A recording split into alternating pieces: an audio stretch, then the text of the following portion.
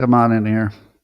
Let's check the stock market to see if, holy cow, it's a good day in the stock market. I hope you have some. Well, let me get ready for the show. Looking at your comments. Looking good. There must be a lot of good news today. What do you think? Good morning, everybody, and welcome to the highlight of human civilization. It's called Coffee with Scott Adams, and you've never had a better time. But if you'd like to take a chance on making this experience even better than you could ever even imagine with your tiny, shiny brain, all you need is a cup or mug or a glass, a tank or chalice, a stein, a canteen, jug or flask, a vessel. What kind? Any kind. Fill it with your favorite liquid. I like coffee.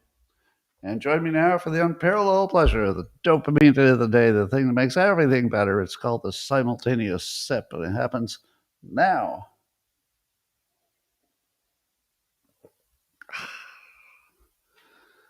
That's good stuff. Well, let's start with the ridiculous and get to the sublime. From the ridiculous to the sublime. According to News Nation, UFO hit a U.S. fighter jet. Pilots flying over Arizona said they saw swarms, I say, of weird flying objects, and one of them was smashed into a F-16. I guess the pilot's okay. But the FAA confirmed it, and former Pentagon UFO guy says Arizona's been buzzing with sightings near the border. But some people say it's just the cartel's drones. I'm going to go with cartel drones. That would be my guess.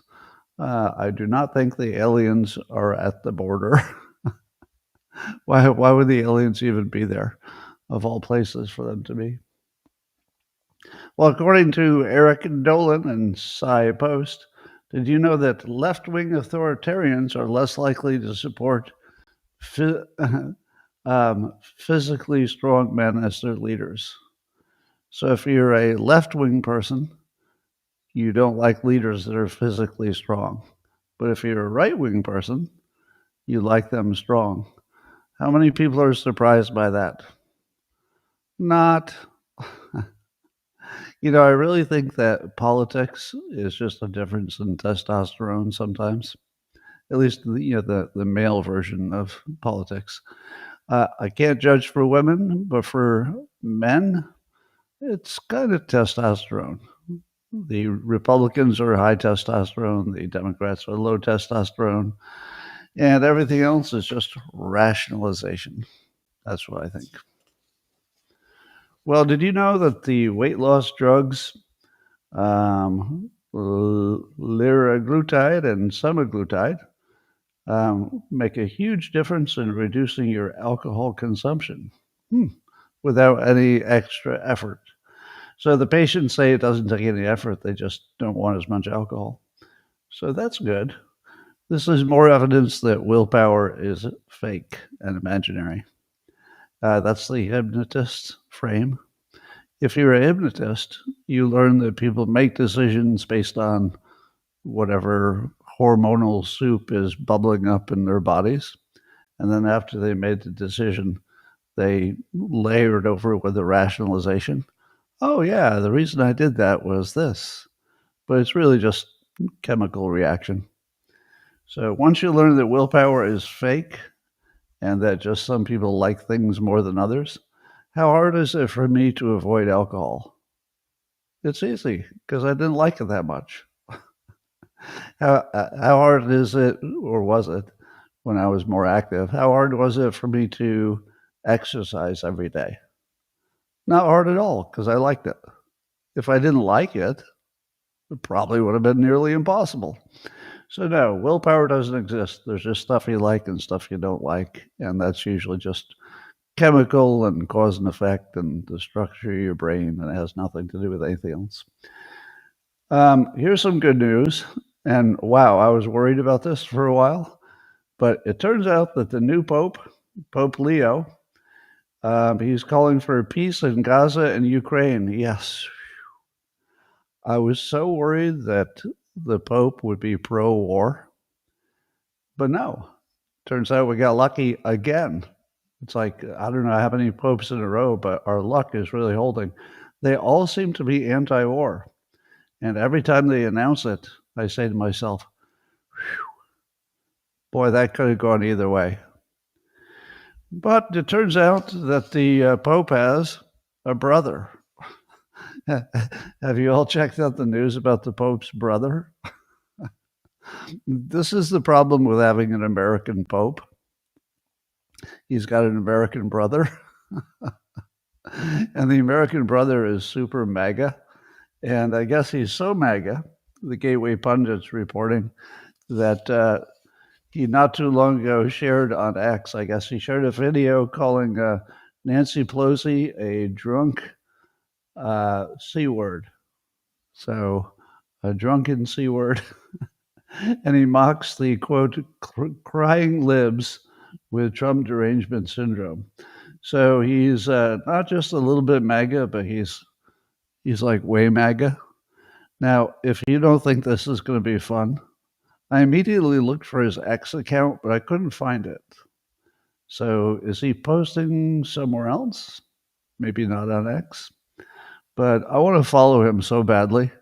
Well, I was also interested to see if he followed me, because it'd be fun if the Pope's brother followed you on X. But I did not see his account. So if anybody knows what his actual account is, I saw 3 that looked fake. You know, they were too small for that. But if somebody knows which one is his, can you alert me to it? I'd love to follow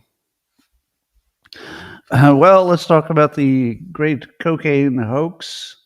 Some of you saw a video of French President Macron and British Prime Minister Starmer and German Chancellor Merz. They were all together on a table. It looked like it was on a train, maybe, or on maybe some kind of a jet. But they were sitting at a table, and the photographers came in, the videographers, I guess.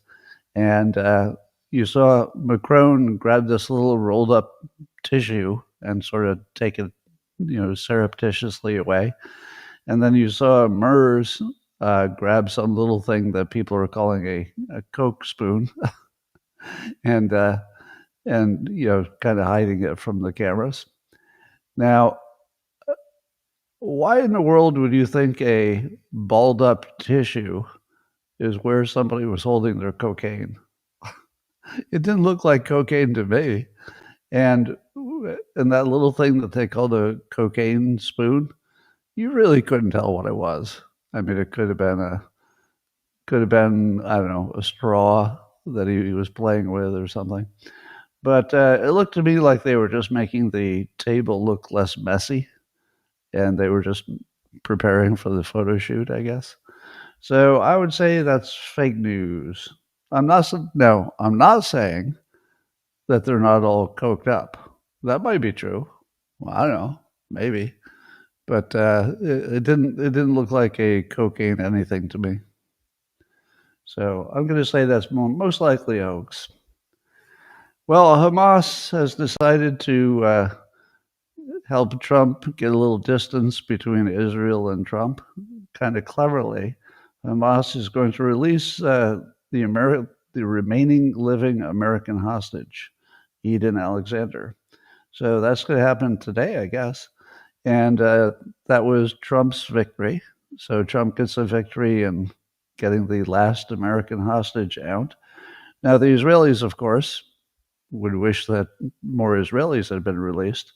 But I think you can see this as a clever Hamas move to put a little distance between America and Israel. And it worked. So, but you can also see that Trump seems to be willing to do things that are good for America and Americans, even if Israel doesn't love it. So there's definitely a new world out there. Trump is certainly going his own way and probably never appreciated all the people who said that, the government is a puppet of Israel. Because at the moment, it doesn't look like it. At the moment, it looks like Trump's doing his own thing, and Israel's going to have to do their own thing. We'll be allies, of course, but not singing from the same song sheet or whatever that saying is. So Trump gets the win just at the time he's getting ready to go to the Middle East to do some deals. So he's looking good there. Trump is also signing, I think today, if he hasn't already done it, might be any minute now, he's going to sign an executive order to lower pharmaceutical costs. And the executive order will require the drug companies to offer the pharmaceuticals to American consumers at the lowest price that they sell it anywhere. So if the Elbonians are paying less than we are, then we get the Elbonian price. Now, I didn't know you could do that with an executive order, but I guess he's going to try. So this will be funny because will this cause the Democrats to be in favor of higher prices for pharmaceuticals? And how are they going to explain that Biden couldn't do this if it works? I mean, I imagine there'll be some kind of challenges from the pharmaceutical people. But it turns out it gets kind of complicated because there are things called PBMs. How many of you would even know what that is? A PBM. It's a pharmacy benefit manager, and it's this big middleman entity that is between the pharmaceutical companies and the big healthcare companies and even the government, Medicaid and everything else, so that these middle people, these pharmacy benefit managers or PBMs, I had to go to Grok to find out exactly what they do, but they manage prescription drug benefits for health insurance plans and employers, etc. And they act as a middleman between drug manufacturers, pharmacies, insurers, and patients. And here's the key: with the goal of controlling costs and administering drug coverage. And they play a significant role in the U.S. prescription drug supply chain, but they're often criticized for opaque practices that can inflate costs. So the pharmaceutical companies immediately said, wait, don't blame us for these high costs. It's because the middlemen are sort of inflating the costs. Now, that seems to be partly true, meaning that there's no doubt that the middleman is getting a cut. And it's also true that they're opaque, meaning that if you ask them for details of what they do or why they do it, or can you show me your price sheet, or they won't show you that stuff. So they operate as a big black hole. And there does seem to be some indication that they're part of the problem of the higher prices. Now, you might say, well, they're a middleman, so they're supposed to take their cut, which is true. But you can't really monitor whether their cut makes sense or it's too high, because if you try to ask them questions, you would get nothing. It's just a big black hole. Now, this is where Mark Cuban becomes a valuable citizen. So you might know that Mark Cuban has his own discount pharma drug company that he's been promoting lately. I think it's Cost Plus Drugs. I hope I have the name right. And he weighed in on this, and he had a lot to say about the PBMs, these middlemen. Now, I won't read you his whole explanation of how bad they are, but if any of what he said about them is true, and I think it is, they're pretty bad. And so there's some kind of fix that will be needed for these PBMs. If we just I guess it's a free market, so they can do what they want. But you should see what Mark Cuban says about them, because if you're trying to understand the whole pharmaceutical, why are our prices so high, he's got a lot that contributes to that. So I think you should really pay attention to him on this topic because it's one that he knows a lot about. Well, so that's going to make the prices come down. So in other news, Futurism is reporting that the FDA is going to start using AI to speed up the approval of drugs. Now, you might say to yourself, but wait, AI hallucinates. Is AI going to say my drug is safe when it isn't? Well, they're still going to have to check the work of the AI to make sure it's not hallucinating. But apparently, you can speed through the analysis and do in minutes what would take days for a human to do. So I don't know if they have a lot of wrinkles they have to iron out of this, but they seem to be very optimistic about it. It does seem to me that it's the perfect application for AI because it's wildly complicated every time there's a new trial and a new drug and all the rest. So yeah, AI to accelerate the FDA approvals. Probably there's going to be some problems, because it's such a big change. But I feel like we have to get there. I mean, it seems like that's exactly the place AI should make a difference. Breitbart is reporting that Trump signed 4 bills on Friday where he's rolling back some Biden regulations on appliances like water heaters and refrigerators and walk-in coolers and some other household appliances. Now, the Biden regulations were, of course, to reduce energy consumption, I believe. And so Trump's rolling that back. So that would lower the cost of those devices. So now we've got Trump lowering the cost of big pharma, lowering the cost of household appliances, lowering the cost of eggs, gas, and a lot of other things. So, and energy, I guess. So it's going to be hard to ignore that. So Trump is having the week of all weeks. I mean, I'm just still going. The list gets longer, but I don't think any president has ever had this good a week because he's really nailing it this week. But I'll tell you what isn't working is the Republicans are trying to wrap up their big, beautiful bill, the budget. Everything about this budget effort looks fake and theatrical and performative. I don't believe anything that's coming out of them. I don't think they're going to give Trump half of or even 3/4. Well, I don't think they'll give him a quarter of what he wants. I think that they'll just kick the can down the road, add to the budget deficit, and lead us toward doom. I don't know what's going to stop it, but they're pretending to have this markup session in which they're going to do a bunch of good things. It's all theater. I just don't believe any of it. But at least one subset of the Republicans, I guess this would be, I forget which group it is, but they're looking at steep cuts to Medicaid. And so I said to myself, what? Trump said no cuts to Medicaid. Why are they going to ruin his big bill and the biggest thing he said, which is no cuts to Medicaid? So it looks like they've got all these weasel frickin' tricks to lower the cost of Medicaid by finding clever ways to deny it to people, basically.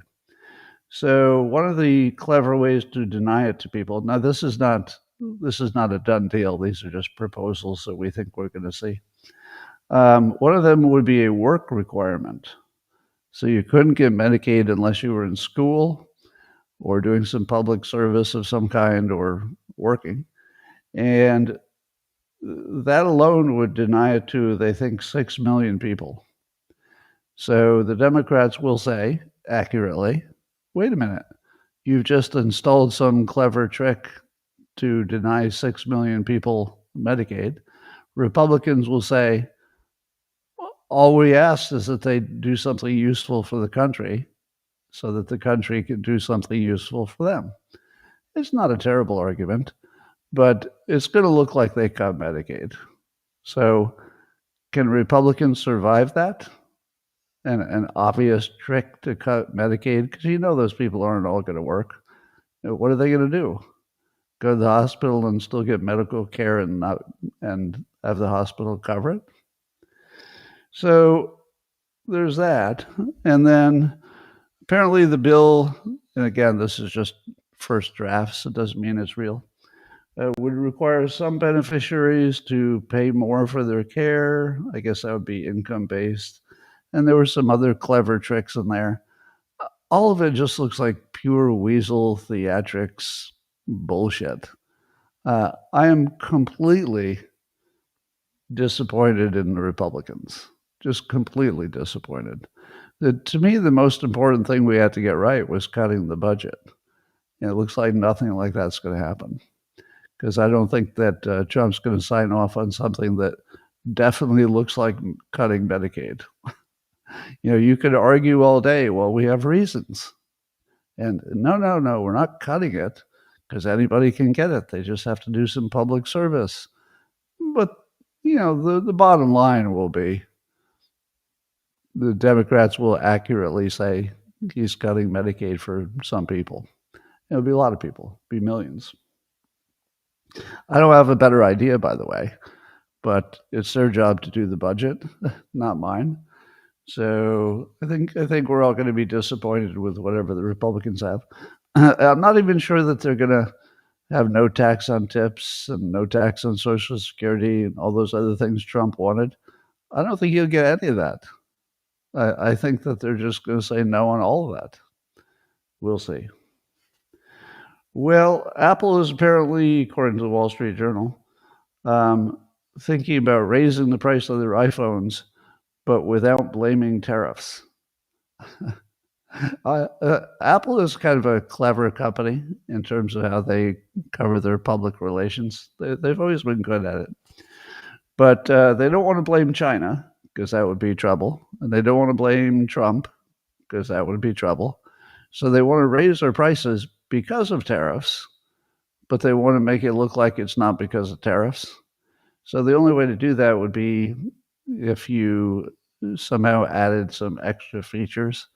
And you go, oh, yeah, these extra features are worth a few $100s more.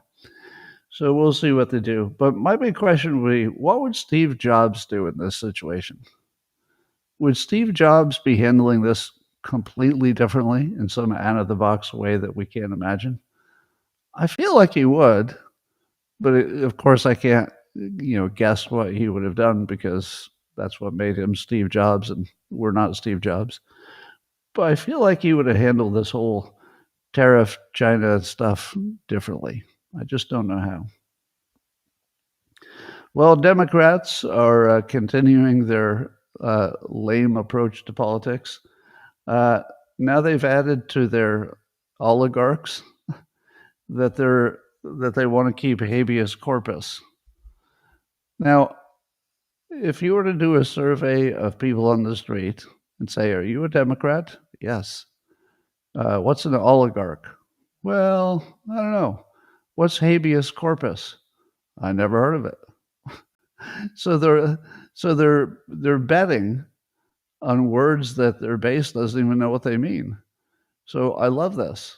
Let's do more oligarch and habeas corpus. If you can get them to talk about that all day long, and then look at Trump. I cut your pharmaceutical costs. I freed a hostage. I'm going to bring $1 trillion back in investments from the Middle East. What part of that don't you understand? It's just so simple. And then you go to the Democrats and they're like, well, we oppose the oligarchs, and we want to make sure that we keep habeas corpus for the MS-13 guys.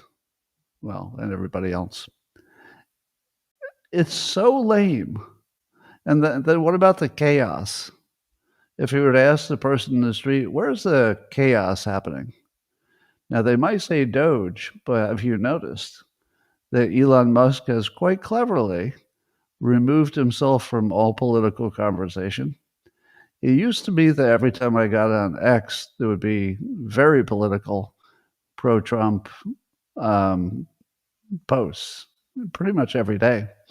But I think he's completely pulled himself out of politics, and he's just doing Tesla-related posts and stuff.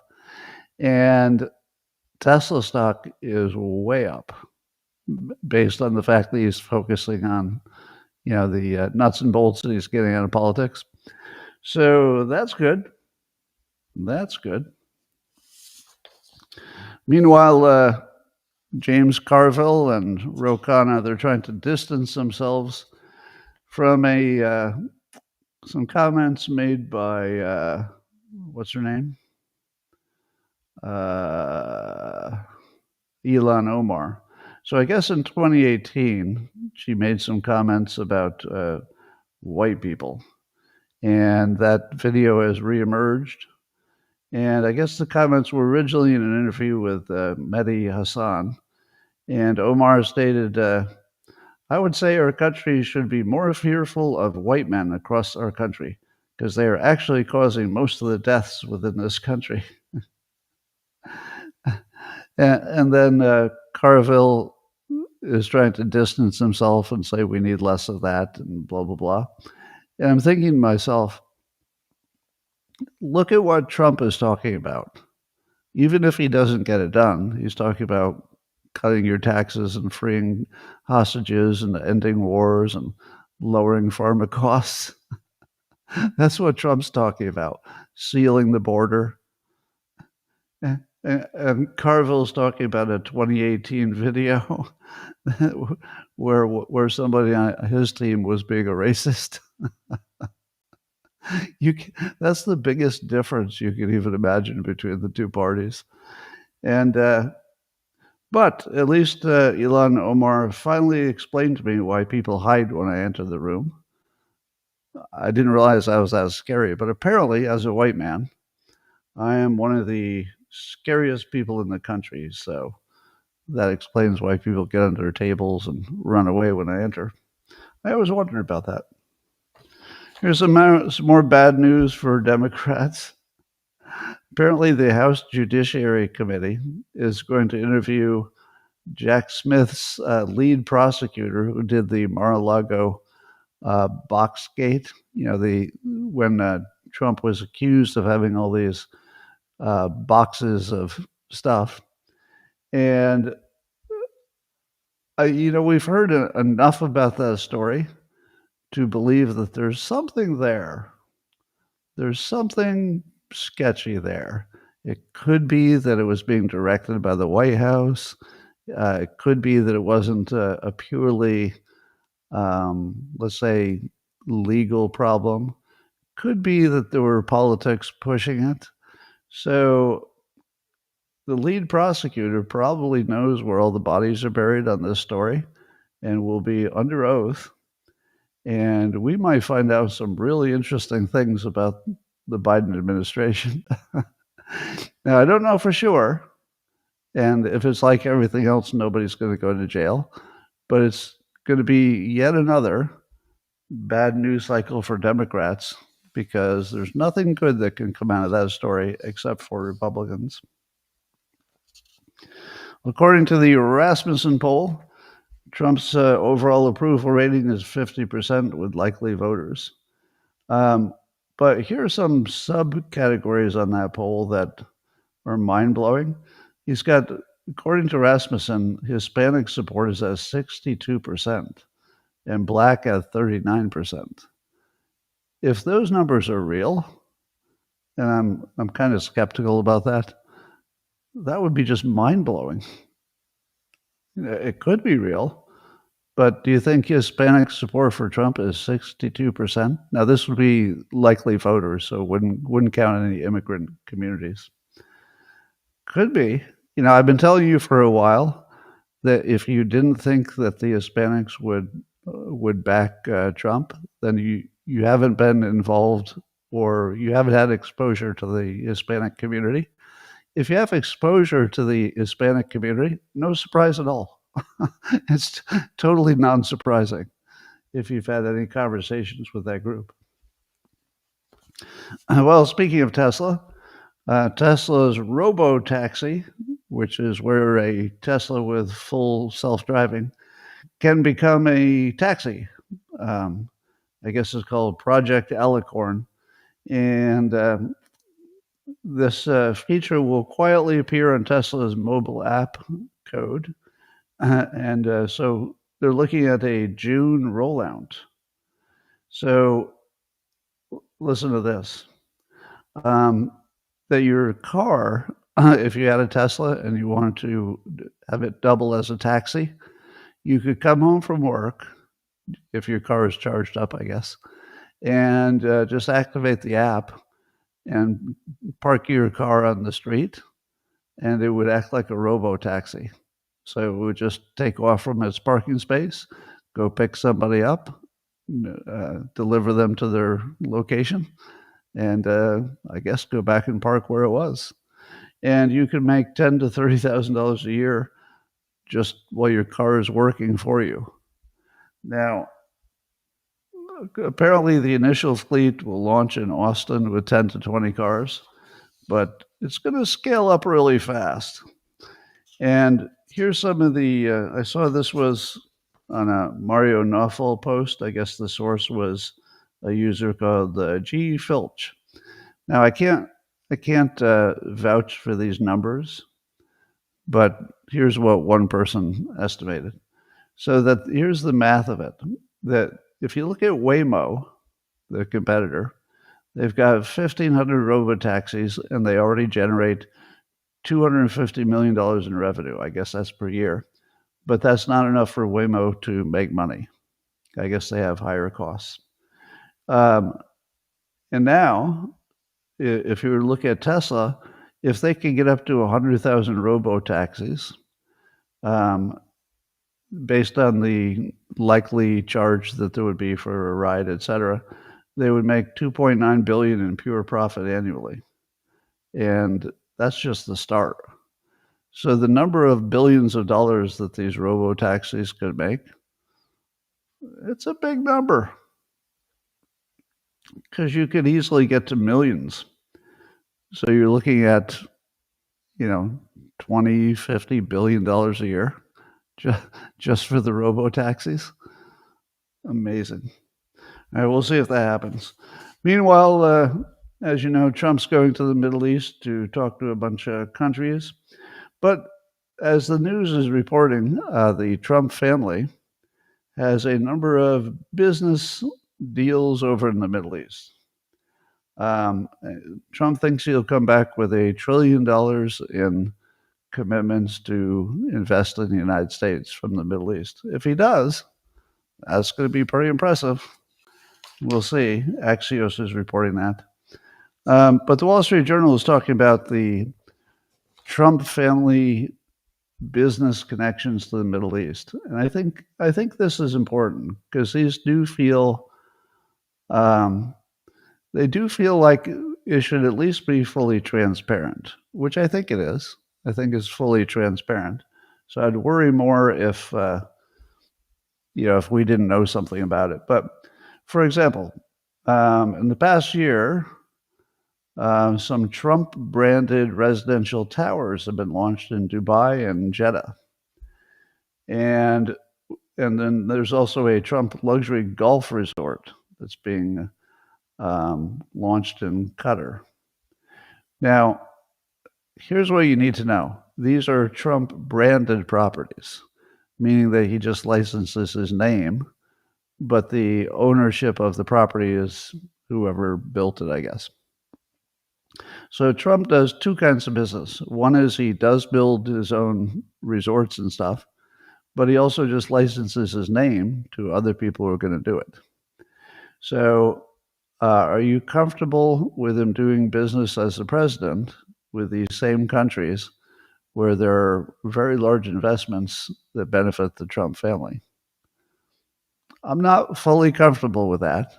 But on the other hand, should they be denied the ability to do what they normally do? Because this is completely normal business for them.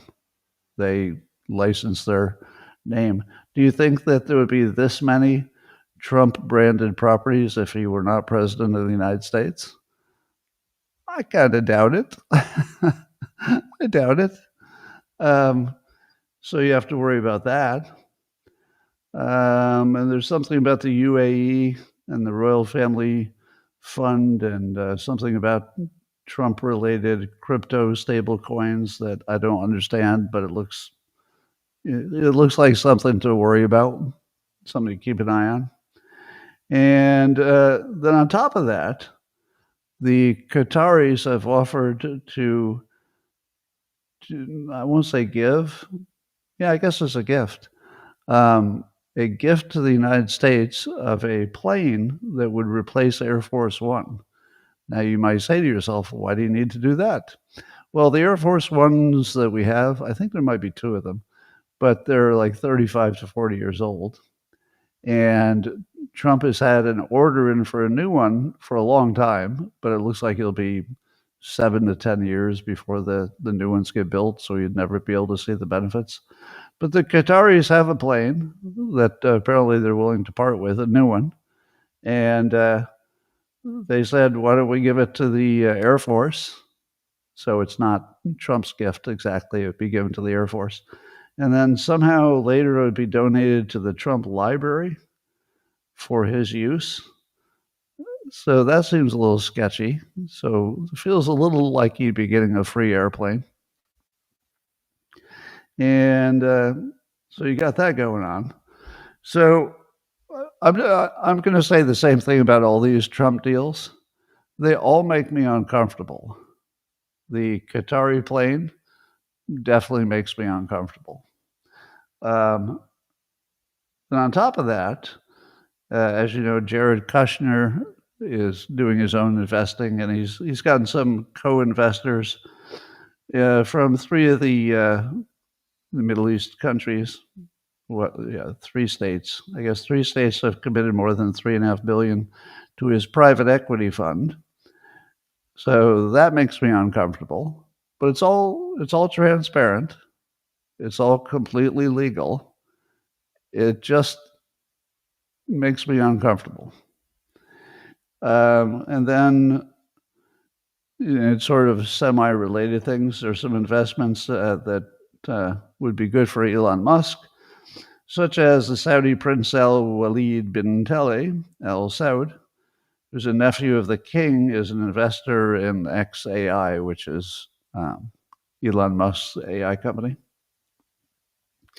So, but that's normal. He's just a gigantic investor who does a lot of investing in American companies. So again, completely transparent, but makes me uncomfortable. Now, the only thing I can say that would be softening all these deals is that Trump is the one person who can take your money and then screw you if he needs to. So if he were anyone but Trump, you would have to worry more that they just bought his cooperation. But I think Trump could take their money and still throw them under the bus if they did something that required that. But you can't guarantee it. So in terms of buying influence, I do think they're buying influence. But there are also countries that we have a lot of influence on as well. So I don't know. I'll just say that any Democrat criticism on this domain probably makes sense. But there's no smoking gun or anything that he's done wrong, or there's nothing that looks illegal. And it's all completely transparent, and it's business as usual for the most part. It's stuff that they would be doing as normal business, licensing the Trump name, etc. But like I said, they probably get more offers because he's president. That's not a coincidence. So we're going to hear a lot more about this Qatari plane. I think Congress says they have to approve it. I think the Democrats are going to complain so much that it gets killed.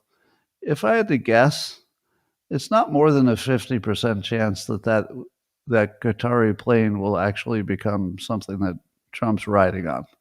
I think there'll be enough screaming and kicking from Democrats, or maybe even Republicans would think it looks wrong.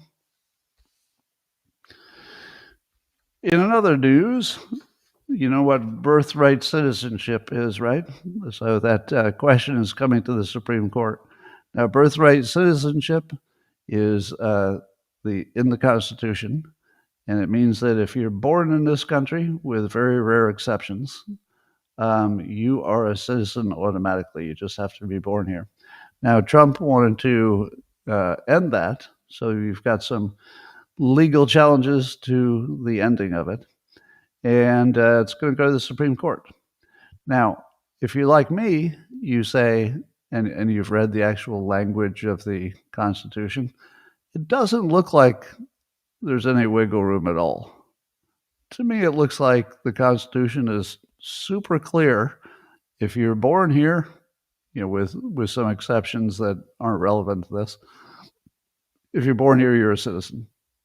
Now, I'm not saying that's good or bad.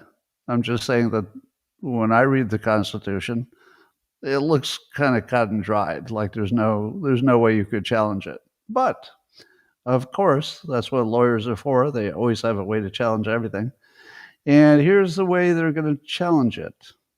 So the Citizenship Clause says it applies to children born in the USA who are, quote, subject to the jurisdiction thereof.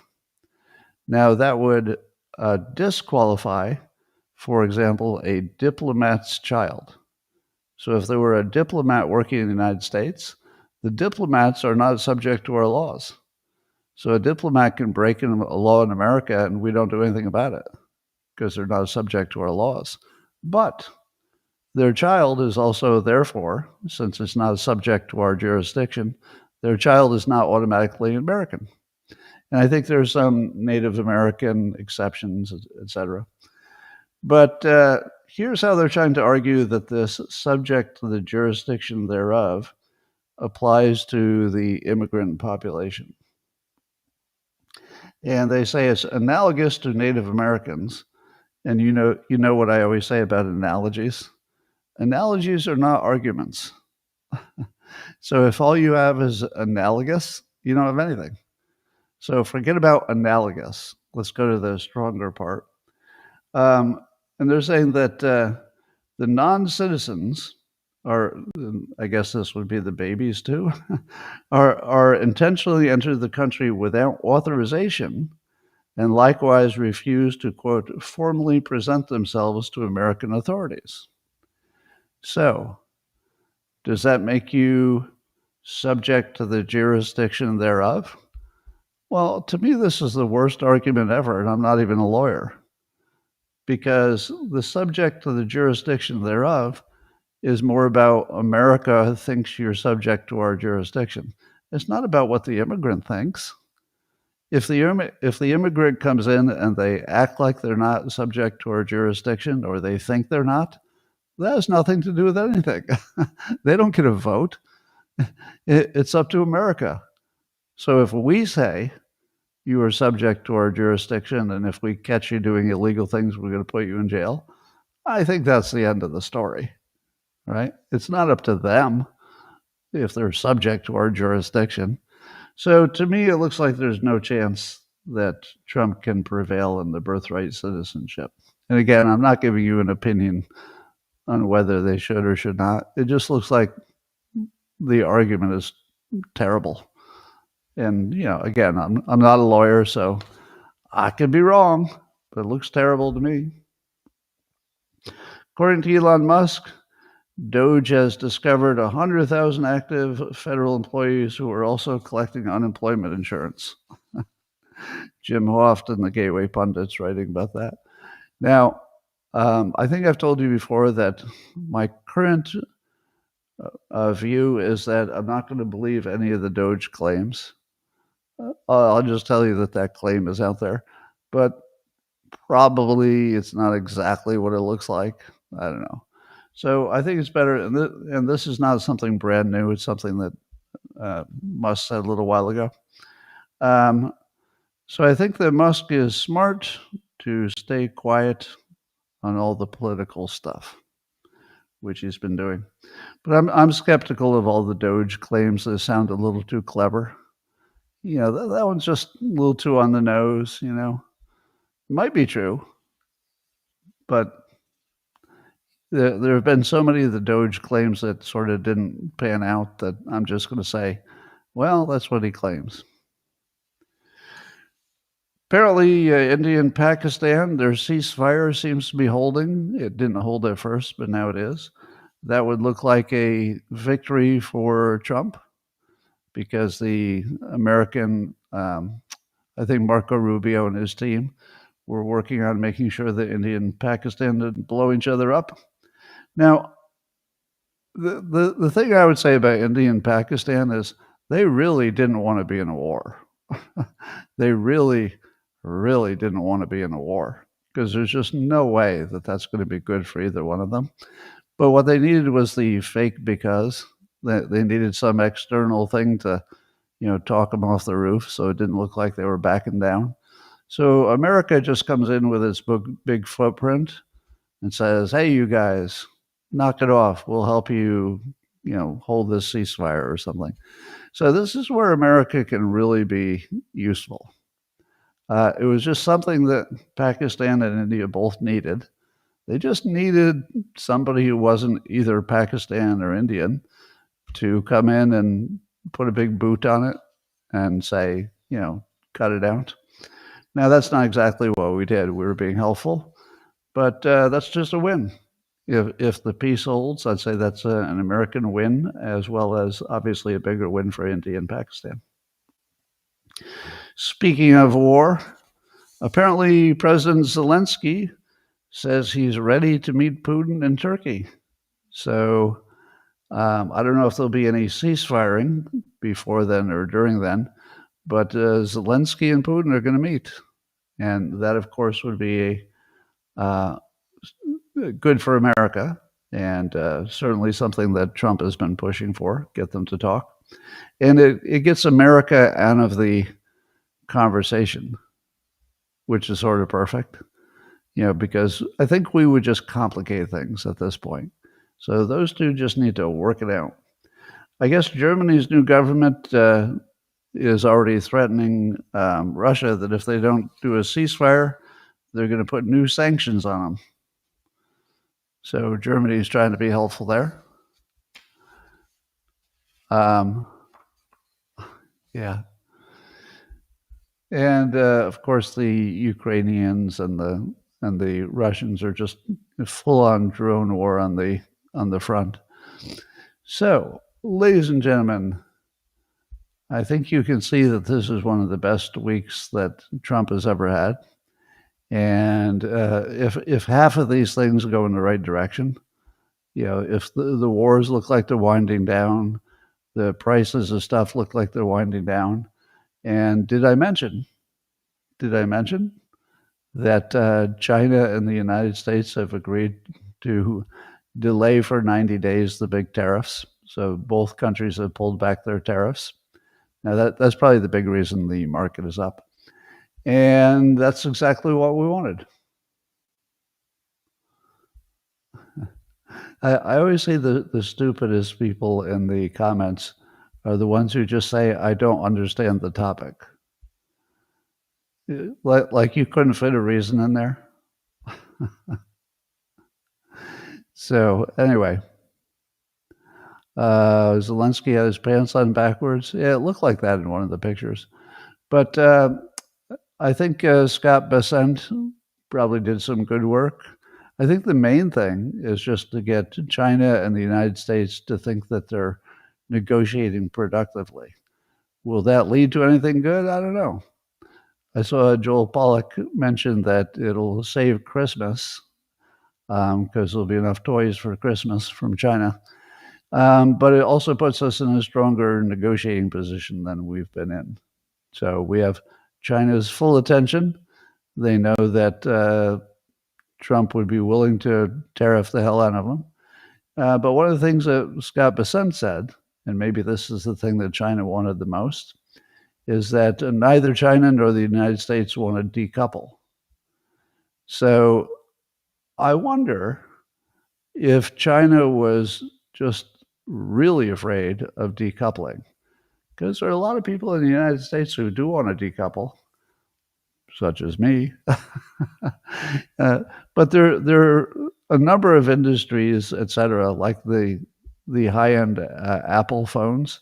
There's nobody else who can make them. So the low-end ones, I guess you can make in India, but the high-end ones require more special processes or whatever. And so it looks like we're stuck with China, and China is stuck with us on a bunch of different levels. We can't really quickly get all the pharmaceutical products. We can't quickly get all the tech stuff, the assembly. We can't quickly get all the rare earth minerals, etc. So we're kind of stuck with each other for a while. And it looks like maybe we're heading in the right direction. So everything's looking good. Probably the best week that Trump has ever had. It's my guess. And that's all I got for today. I'm going to say a few words to the locals people privately. And the rest of you, I will see you tomorrow. Same time, same place, I hope, for more good news.